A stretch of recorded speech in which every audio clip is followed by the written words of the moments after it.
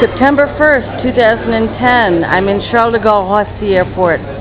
Remember, people, Roissy is what they call the airport here. Nobody calls it Charles de Gaulle. That's because this is in the town of Roissy en France, and it's been the name for about 1,000 years. And, you know, the French are like that. You know, they don't call anything by the right name, but, you know how it is. They do the same thing in New York. You know, they say 6th Avenue instead of Avenue of the Americas. You know, it's that sort of thing. So I'm trying to pull myself together here. I'm really excited because this is the arrival of Bruce Thorpe from the United States, and I'm evacuating him from the United States. He doesn't know it yet, I don't think, but he can stay here if he wants to. I tried to get my family and some other friends to come over here, and I'm paying for it, and I really, you know, I'm not so sure I have the means, and my husband is very unhappy because I'm very religious and I follow the 10 Commandments, and I'm Amish, and I'm a Kupulu princess, and I feel that it's my obligation to do everything I can every day to help people and to help myself and to help the planet. It's just my thing. I just suggest, though, that you consider what's going on here. I mean, I used to think these Jesus people were nuts, completely friggin' nuts. But I've studied many religions, and I got the Jesus thing on November 2nd, 2002 in Bruges, Belgium, in a gorgeous church called Saint-Sauveur, Saint Savior. And I just can't really explain how it happened, but, well, you know, to cut a long story short, I am with Jesus now.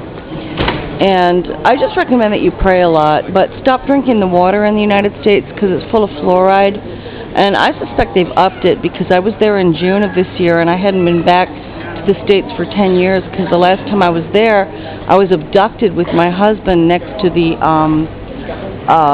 Otis installation in East Sandwich, Massachusetts, and I'm a UFO abductee, and they got him, and I think they used Project Bluebeam on us, and it's in a story called Missing Time, which is for publication because it has only appeared in a small magazine. So I have it for you to republish. You can reach me at cutecatfaith.com. So Bruce David Thorpe is coming here today, September 1st, 2010, from Phoenix, Arizona. He left what was for me yesterday, on August 31st. And there was this woman who was getting him to do all this moving work for her, and she hasn't paid him or anything, you know, she's waiting for the money. And somebody called her a witch, actually. I mean, I just don't know what to think. Anyway, I seem to have torn Bruce away from that situation and gotten him on a plane, but it's very bad because he didn't have the bus tickets or the beautiful Saint-Denis diary I sent to him or anything. He just seemed utterly bewitched. I think that they've upped the fluoride content in the water in the United States or something, because when I was there in June, I noticed that people in New York were especially zonked. I can't really explain it, but they just don't seem, maybe it's mind control? They just don't seem to be worrying about much of anything. I mean, but they don't even know about world events that are publicly available. They don't know what's going on in the Gulf of Mexico. They don't know about those nanotechnology steel-eating microbes and all the contraxic and stuff. It's very strange.